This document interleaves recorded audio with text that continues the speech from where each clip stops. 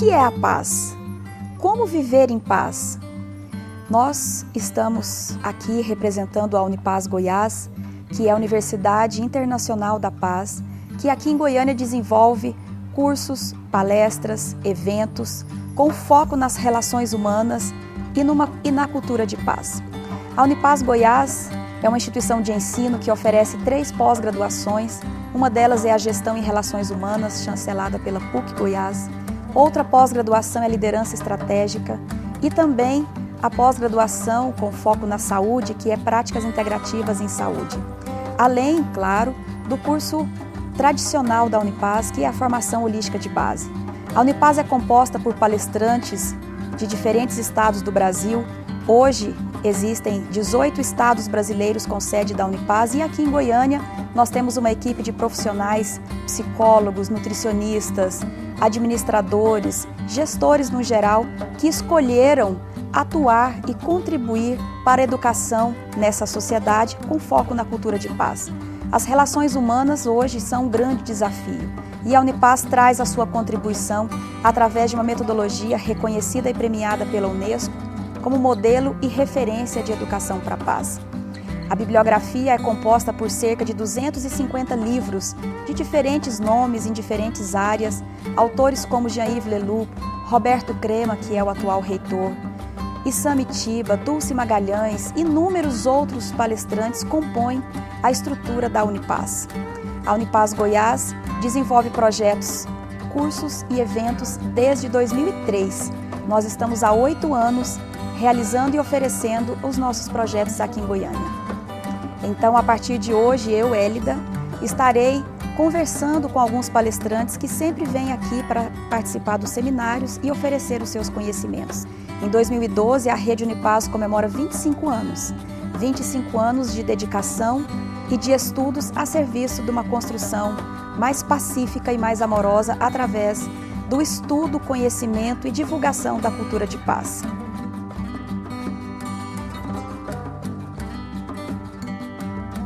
Hoje nós estamos recebendo aqui na Unipaz Goiás a Dulce Magalhães. Ela vem de Florianópolis, ela é educadora, escritora, palestrante, uma viajante pelo mundo também, e ela compõe um comitê de 80 lideranças que nesse momento são coordenadas pelo Bill Clinton e estão repensando e reconstruindo e criando algumas propostas para a paz mundial. E ela também, em 2010, recebeu um prêmio em Genebra como uma das 100 lideranças da paz no mundo. Então, hoje conversaremos com a Dulce, que é sempre bom recebê-la e compartilhar e escutar um pouco das vivências e das experiências que ela tem.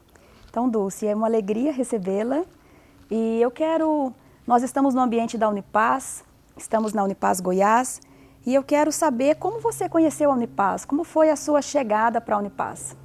É interessante, eu já tinha feito todo um processo acadêmico, a minha visão era muito mais intelectual, mas alguma coisa me chamava para que eu pudesse buscar explicações que fossem além da razão, ou além daquilo que estava restrito ao campo do saber intelectual. Eu gostaria de entender mais da vida e das coisas e este foi o chamado. A Unipaz foi a resposta para uma busca, para um desejo de entender como colocar paz na minha própria vida e como promover isso ao meu redor. E tem sido uma alegria, realmente tem sido um caminho de muita satisfação, de muitas transformações, de grandes amizades, de grandes realizações. Eu sou muito grata à vida pela possibilidade de caminhar ao lado das pessoas dentro da Unipaz. Você é palestrante há 20 anos e com certeza caminha e circula por diferentes espaços, não só espaços acadêmicos, mas espaços empresariais. E ao longo dessa sua trajetória de 20 anos, o momento em que você se sentiu mais contribuinte para todo o processo de mudança das pessoas dentro desse caminho da cultura de paz, foi o momento que você conheceu e agregou à Unipaz aquilo que você já fazia? Como foi essa transição da Dulce antes de conhecer a Unipaz e a Dulce que, ao conhecer a Unipaz, agregou isso no seu campo profissional? Eu creio que a Unipaz é um caminho de autorrevelação. foi onde eu mais descobri a respeito de mim mesma. E na medida que eu ia percebendo os meus próprios valores, talentos, qualidades, limitações, dificuldades, mais eu podia contribuir com o processo do outro. Eu percebo que enquanto nós não nos revelamos, enquanto nós não nos desdobramos, enquanto nós não nos conhecemos, a nossa contribuição é muito pequena, por mais que nós estejamos nos esforçando para fazer bem a nossa parte. De fato, cada um de nós tem uma medicina a apresentar, uma qualidade para entregar para o mundo. Enquanto nós não conhecemos essa qualidade, essa medicina, a nossa contribuição não é tão significativa. Uhum. Você lançou agora, em 2011, 2 livros. Um deles é O Foco Define a Sorte. E você mesma me disse, eu tentei comprar e não consegui, ele já está na 5ª edição, esgotado, né? Como é que foi esse livro, né? Qual é o foco que você apresenta no livro como sendo um direcionador da sorte? O livro do Foco é o meu livro mais recente. Ele é fruto, portanto, de um processo de maturidade. E ele traz as reflexões ao longo desses 20 anos, né, com a pesquisa e educação, de como é que a clareza, o foco, orienta o caminho da realização. Esta questão da sorte é uma questão muito interessante, porque ao longo desse tempo, acompanhando pessoas com coaching, com consultoria, ouvindo meus alunos, ouvindo meus clientes, muitas vezes as pessoas diziam que determinadas condições eram dadas ou pela sorte ou pelo azar. E olhando para essa questão, eu percebi que sim, é fato, há uma sorte e um azar, mas essa sorte e o azar não são frutos de algo fora de nós, são também frutos das nossas escolhas. A palavra azar é uma palavra latina e significa literalmente acaso. Em francês, acaso é azar. É usada a palavra azar para significar acaso. E nós, em português, inclusive, dizemos deixar ao azar, que é deixar ao acaso. Portanto, o oposto do acaso, o oposto de deixar ao acaso é estabelecer um foco, é tomar uma decisão, é fazer uma escolha. E assim, se o azar é o acaso, a sorte é o foco. É aquilo que nós estabelecemos como escolha, aquilo que nós queremos. E a sorte também é uma palavra latina que significa destino ou fortuna. Então nós estabelecemos nosso destino, nossa fortuna ou nossa própria sorte na medida em que nós escolhemos qual é o foco de vida que nós vamos colocar, como é que nós vamos orientar nossa ação no mundo, que realizações nós vamos praticar e qual é a questão a qual nós vamos nos dedicar, qual é a causa de vida que nós vamos empenhar nossa energia, nosso amor, nosso desejo, nossa vontade, a quem nós vamos convidar para comungar conosco nesse caminho. Tudo isso representa a nossa sorte e é definida pelo foco que nós temos na vida. Uhum. Nesse processo do foco, né, da decisão para onde ir, é preciso considerar também a vocação, porque o reconhecer a vocação possibilita a decisão do foco. Então, dentre tantos caminhos que você já trilhou, como você poderia dar uma dica, um direcionamento em perceber qual é a vocação? Porque o foco, ele também depende da sua identificação vocacional. A vocação é uma questão que, de fato, muitas pessoas têm angústia, né, em saber, afinal de contas, qual é a minha vocação. E a vocação é algo que já naturalmente está em nós. Não é algo que algum tempo se revela, é algo que algum tempo nós finalmente vemos, porque está sempre nos acompanhando. A vocação são aquelas qualidades, aquelas habilidades que nós temos naturalmente, sem que seja necessário nenhum empenho, esforço, sacrifício. A gente não precisa sequer aprender. É algo que a gente já gosta de fazer. Então tem pessoas, por exemplo, que adoram conversar com outras pessoas. E isso é uma vocação. Tem gente que adora pintar, desenhar, tem gente que adora organizar, tem gente que adora limpar, tem gente que adora criar. Tudo isso é vocação. A vocação são as habilidades ou qualidades que nós já trazemos como condição e aí nós apenas precisamos colocá-la em alguma tarefa na vida. Ou seja, transformar aquilo que é para nós um prazer em um trabalho, em algo que a gente possa realizar para servir ao outro. O que ocorre é que a vocação é algo que a gente já faz tão facilmente, é tão tranquilo para a gente fazer e tão fácil que a gente, por vezes, não percebe que isso possa ter valor para o outro, porque parece que é fácil para todo mundo.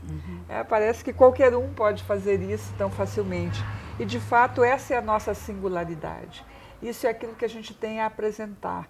Vocação é integridade, é estar em sintonia consigo mesmo. Então, a minha primeira dica ou orientação para quem quer compreender melhor sua vocação é ouvir a si mesmo. É prestar atenção naquilo que lhe é peculiar, naquilo que gosta de fazer. E não tentar impor-se coisas, tarefas, né? Muita gente acredita que disciplina é um rigor, ser rigoroso consigo mesmo, quando disciplina é ser pleno de si, é tornar-se quem se é. E isto é o revelar vocacional, é o descobrir qual é a minha vocação e entregar isso como qualidade, como presente para o mundo. A vocação é algo profundamente poderoso, porque ele amplia o campo do prazer meu e do outro.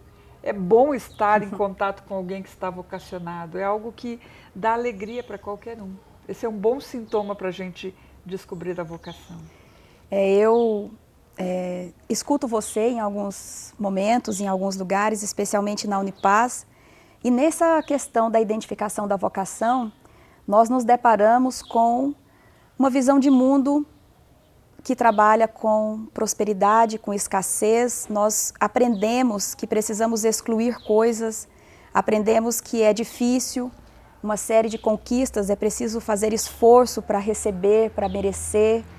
E todo esse processo de caminhada da Unipaz nos possibilita reconhecer que algumas coisas realmente vêm por graça. Então, qual é a sua percepção entre o esforço, a graça, o merecimento? E como você também vê que isso tudo pode facilitar o caminho do foco, né? Do encontrar o foco a partir da vocação, sendo merecedor da graça, sendo merecedor das conquistas individuais, sem esforço, não necessariamente o esforço é necessário. De fato, o esforço é um padrão cultural. Nós aprendemos que o esforço é necessário para conseguirmos realização ou realizar qualquer resultado. Aprendemos desde pequenos que as coisas não são fáceis, que elas não caem do céu, que na verdade o que é mais valoroso é aquilo que vem do esforço, que aquilo que vem fácil vai fácil. Isso são todas crenças, modos de perceber a realidade. Nós temos dificuldade de olhar ao redor e perceber que a graça nos atinge todos os dias, né? Que de fato aquilo que de melhor da vida há já cai do céu. O dia, a vida, o sol, a luz que nos encanta, a água que fornece todos os alimentos que nós precisamos, tanto diretamente como indiretamente, o oxigênio que nos mantém vivos, tudo isto é graça divina, cai literalmente do céu, mas nós temos dificuldade de ver isso porque o padrão cultural é do esforço. E o esforço é, na verdade, o revestimento emocional que nós damos à tarefa. Qualquer tarefa pode ser feita com ou sem esforço, mas como nós valorizamos muito o esforço, nós dizemos como é duro, como é difícil, ai, você não imagina como foi o que eu fiz e tal, porque nós colocamos esse revestimento emocional e não percebemos o quanto isso pesa para nós. A tarefa é a tarefa, o esforço é como a gente vê a tarefa. É um jeito de perceber, é uma forma aprendida ou cultural. E isto está dentro do paradigma ou do modelo de mundo da escassez, o senso da falta, da dificuldade. E nós temos um padrão cultural que é o da escassez. Acreditamos que realmente há uma falta, que não há para todo mundo e que a vida é muito difícil, que vai faltar. Isso cria consequências que vão gerar a sociedade que nós vivemos. A escassez ou o senso da falta vai nos dar como primeira consequência um comportamento egocêntrico. Estaremos então primeiro pensando em nós e nos nossos, para depois pensar no outro, né? Pensar no coletivo. Isso é algo que fica em segundo plano. Não tem condições da gente cuidar do outro. Primeiro temos que cuidar do nosso. Então nós criamos uma sociedade egocêntrica. e que cria separatividade, a ilusão de que o outro não é da minha família, que não pertencemos todos a uma só família. A segunda consequência é que, se vai faltar, nós vamos ter que competir para ver quem vai ficar com e quem vai ficar sem. Alguém vai perder, alguém vai ficar sem os recursos ou sem as condições. Assim nós criamos esta condição competitiva que se exacerba, que cada vez fica mais intensa, e com essa competição exacerbada nós criamos a exclusão. Há uma multidão de perdedores que não fazem parte do banquete da vida. E a terceira consequência é que, se vai faltar, então eu vou acumular para que quando falte, não falte para mim. E este acúmulo se dá através de um consumo que se torna cada vez mais exacerbado. E ao consumir de uma forma desenfreada, de uma forma acumulativa, eu crio a desigualdade, porque eu passo a ter mais do que preciso, enquanto o outro tem menos do que precisa. Numa sociedade egocêntrica que cria a separatividade, competitiva que cria a exclusão e acumulativa que cria desigualdade, nós temos como consequência a violência. A violência, portanto, é a consequência da causa que nós, como seres humanos, somos. Nós temos uma forma de pensar que cria a realidade que vivemos. A visão da cultura de paz, e que nós trabalhamos muito profundamente na Unipaz, é sair dessa escassez que gera muito sofrimento, esforço, reclamação, e irmos para um espaço de abundância. Esta confiança de que será provido, que esta mesa da vida é uma mesa comum, que o planeta é uma casa comum e que a família humana é a nossa família. Este senso de abundância que pode nos levar ao senso da não falta, que tudo está provido, que tudo é possível, que nós somos as pessoas com a capacidade de conduzir o caminho da vida ao longo da nossa própria trajetória. E neste senso de abundância, ao invés de egocentrados, nós podemos nos tornar solidários e desta forma perceber o outro como o próprio irmão, cada ancião como meu avô, como a minha avó, cada ser humano maduro como meu irmão, minha irmã, cada criança como meu filho, minha filha. Entender todo este processo como uma só família. Nós também não vamos precisar mais competir, se não vai faltar, nós podemos cooperar. Na cooperação nós criamos a inclusão. E nós também, se não vai faltar, não precisamos mais acumular. E aquilo que porventura sobre para nós, nós podemos compartilhar. E ao invés de consumir, comungar. E numa sociedade solidária, que cria este senso de irmandade, de fraternidade. Uma sociedade cooperativa que cria a inclusão. E uma sociedade de comunhão que cria condições mais igualitárias, nós vamos ter como consequência a paz. Portanto, a paz é consequência de um modelo de pensamento, de um paradigma, de uma forma de ver a realidade. E esta forma nós precisamos aprender. E a educação para a paz é o processo de transformação da sociedade, numa sociedade que tem violência para uma sociedade que tem pacificação. Relações pacíficas são fruto de um indivíduo que tem uma visão pacífica, uma visão baseada nos valores de uma cultura de paz. E a paz começa na gente, né, Hélida? Antes de mais nada, numa ecologia individual. Eu em paz comigo mesma. E esse é o primeiro processo de transformação. Enquanto eu não estou em paz comigo, como é que eu vou fazer paz no mundo? Nós estamos, é fato, né, Dulce, que nós estamos no momento planetário de transição. Agora é tempo de escolher entre reproduzir um paradigma, um modelo que não nos serve mais, que não tem nos deixado felizes, que tem feito tudo isso que você acabou de dizer, que é a separação, a exclusão, a competição e, por consequência, as doenças e tudo mais que vem em decorrência desse modelo. Então eu pergunto para você, qual é o diferencial de se educar para a paz na Unipaz? Como a Unipaz pode efetivamente contribuir para que as pessoas façam essa transição, pelo menos esperada por nós, né, que já vivenciamos na Unipaz, de um mundo mais pacífico, mais amoroso. Então, qual é o diferencial da educação da Unipaz em todo esse processo que você acabou de nos compartilhar aqui? Aqui quero prestar minha homenagem, né, tirar meu chapéu a Pierre Weil, o fundador e primeiro reitor da Unipaz. Ele tem um doutorado, fez um doutorado em psicologia pela Universidade de Paris, e a partir da sua visão brilhante e também a sua trajetória acadêmica, a vida o traz ao Brasil. Para nossa sorte, ele acaba despertando, a partir de sonhos já da sua adolescência, despertando para uma escola de consciência. E a Unipaz, então, em 1987, é fundada em Brasília.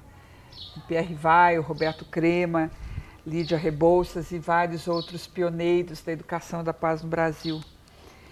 E o que eu creio como diferencial, eu acho que tem 3 coisas diferenciais na educação que é produzida na Unipaz. A primeira coisa diferencial é que esta é uma educação vivencial, ela não é apenas teórica, nós não vemos apenas do ponto de vista intelectual, nós vamos experimentar isto e vamos perceber essa mudança na própria prática da vida. Então essa é a primeira diferença que eu percebo. A segunda diferença é que ela é uma educação que vai trabalhar os modelos mais inconscientes, né? Então nós vamos olhar as causas primárias da forma de pensar. E ao revisar isto, nós podemos nos libertar de determinados padrões. E isto é algo que cada indivíduo vive em si mesmo, que é sensacional. Cada um pode se permitir essa mudança na medida que queira, ou seja, de uma forma harmoniosa, de uma forma prazerosa, de uma forma libertadora. E a terceira diferença que eu percebo na Unipaz é que esse processo, ele é um processo que se dá através de uma didática, né, de uma holologia, de um conhecimento acumulado pela ciência, pela arte, pela filosofia, pelas tradições, mas isto é vinculado ou está ligado em profunda sintonia com a experiência do próprio indivíduo. O indivíduo não é desconsiderado no processo. Ele vai viver este patrimônio de conhecimento juntando a sua própria história, refazendo a sua biografia, entendendo a sua própria trajetória e trazendo o seu saber como mais um elemento de composição disso. O que eu percebo como mais diferencial são essas questões, mas nós poderíamos falar muito da didática da Unipaz como uma didática de ampliação, de libertação, de despertar, de gerar o interesse, de ativar áreas de prazer, de vontade mesmo de descobrir. É sensacional, né? É difícil falar. Às vezes a gente tem que usar um adjetivo para melhor expressar aquilo que nos toca, né? Dentre as ações da Unipaz, nós, esse ano, temos a responsabilidade de realizar um evento que é o 3º Festival Mundial da Paz, que será em setembro em São Paulo. Dulce, o festival, você coordenou o primeiro festival, eu coordenei o 2º festival e agora estamos juntas coordenando junto com a Nelma, em São Paulo, o 3º Festival Mundial da Paz. Explica um pouquinho como é o festival. Bem, o festival é, como diz o nome, uma atividade festiva. Vamos celebrar os aspectos da paz. Cada um de nós tem alguma coisa a oferecer nesse serviço, nessa seara. E o festival é um grande convite para que a gente possa congregar pessoas, instituições, redes, enfim, todos aqueles que realmente estão empenhados em fazer essa diferença. Nós podemos, durante o festival, apresentar o nosso serviço, ou seja, oferecer aquilo que sabemos, nossa arte, nossa filosofia, nossa ciência, nossa tradição, oferecer aquilo que temos para que toda a comunidade possa se beneficiar gratuitamente. É uma grande celebração. O chamado do festival é Manifeste a Sua Paz. E isso é fantástico. Venha manifestar a sua paz. Coloque sua paz em prática. Coloque-a no mundo e faça esta paz acontecer. Né? De forma que, de fato, a paz tenha sentido prático, vivencial. E é uma grande festa, você sabe, uma grande né? festa. As pessoas, no festival é como se nós pudéssemos pegar a paz com a mão. Dá para sentir mesmo essa paz acontecendo. E como as pessoas podem ter mais informações? E como se inscrever como voluntário? Como contribuir? Como participar do festival? É fácil, porque tem muitas formas de acesso ao festival. O festival está sendo coordenado pela Unipaz São Paulo, então o site é unipassp.org.br ou ainda pelo Facebook, Festival Mundial da Paz ou terceiro Festipaz, de forma que você pode ir lá curtir, colocar sua mensagem, também ver as mensagens que estão sendo postadas diariamente das atividades do festival e ali entrar no link do site do festival e desta forma inscrever a sua atividade, né, o que você quer oferecer no festival, também se inscrever como voluntário, porque precisaremos de muitos voluntários para a realização do terceiro festival, ou ainda se inscrever para participar das atividades que serão ofertadas gratuitamente durante os 4 dias, né, de 6 a 9 de setembro de 2012, em São Paulo. Além disto, né, para quem não pode ir a São Paulo, não tem a condição de estar lá agora, não tem problema, né?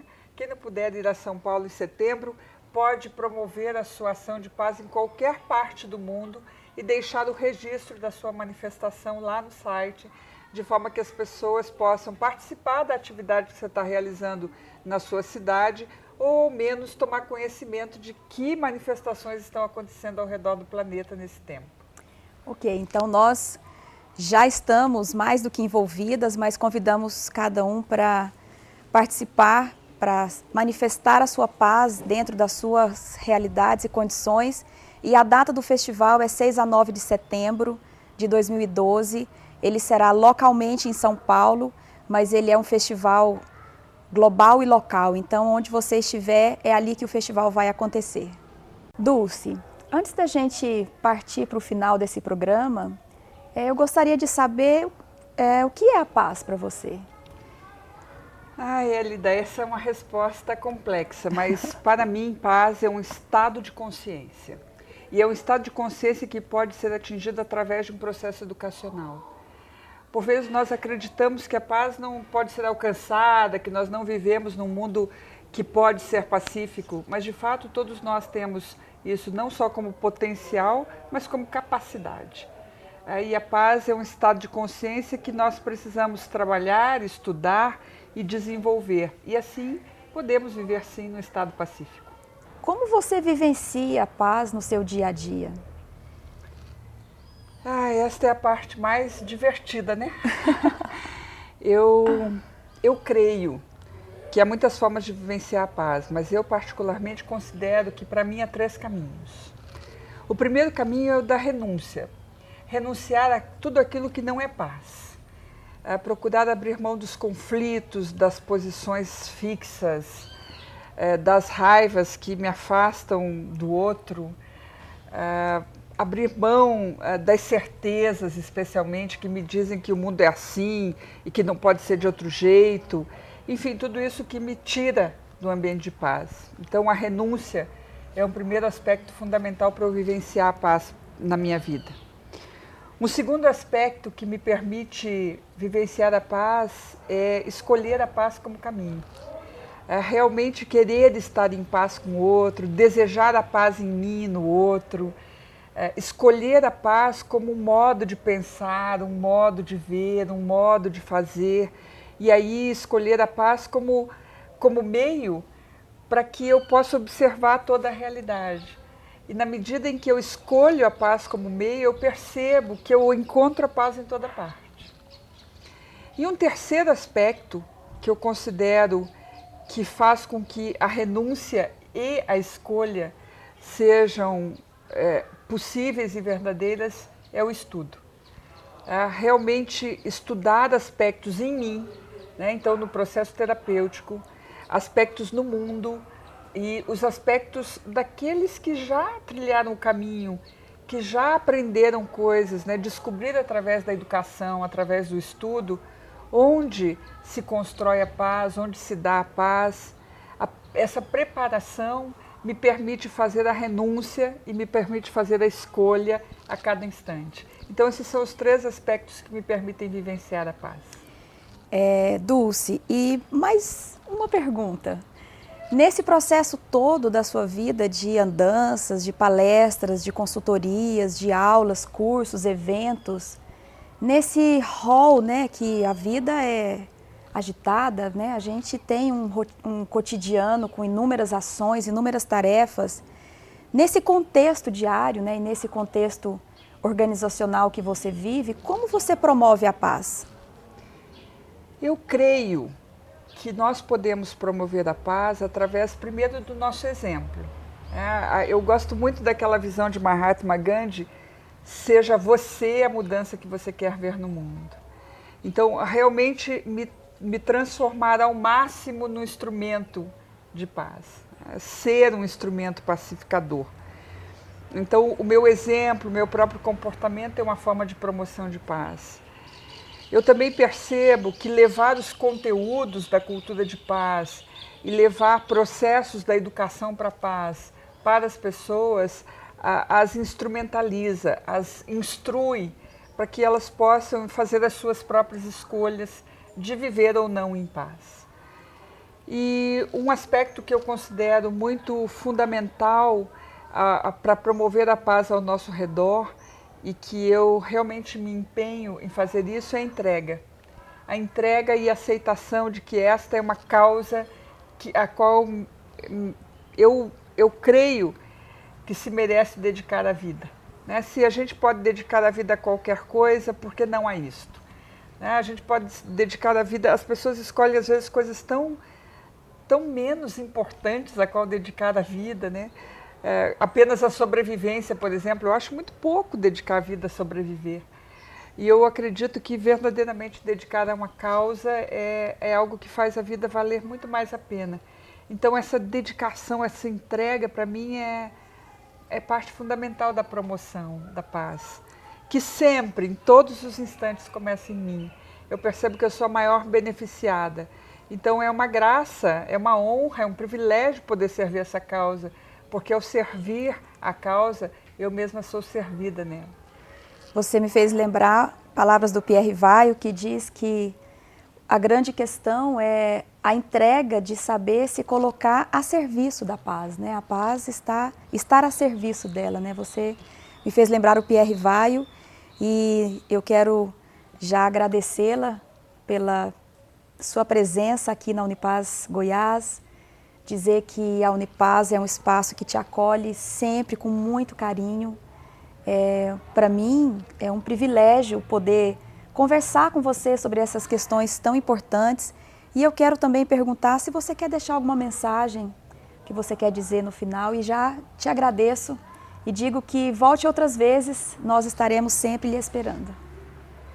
Bem, eu agradeço muito a oportunidade, Hélida, e eu gostaria sim de compartilhar um pensamento, deixar um pensamento para que nós todos possamos refletir sobre as escolhas que estamos fazendo.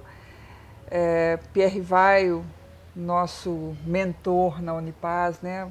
Primeiro reitor, este homem extraordinário, ele fala que a arte da vida consiste em passar do amor ao poder do amor.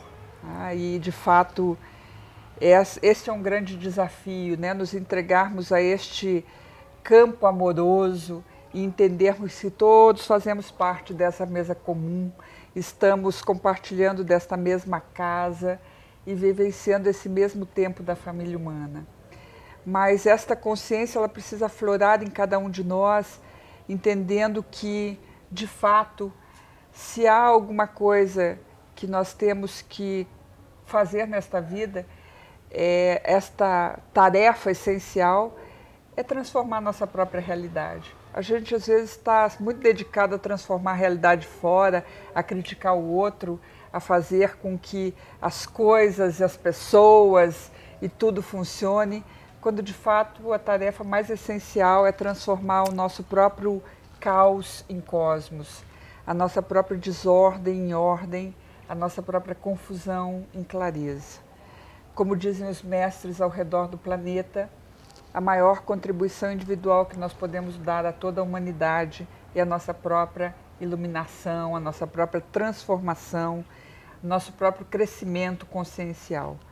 Então, se cada um cuidar de si, nós estaremos cuidando do todo, porque o todo está na parte e a parte é do todo. Ok, obrigada, Dulce. Para mim mais uma vez, eu digo que é sempre um presente viver tudo isso que nós vivemos na Unipaz. É verdade. E viver isso e poder compartilhar isso é também um presente. Obrigada.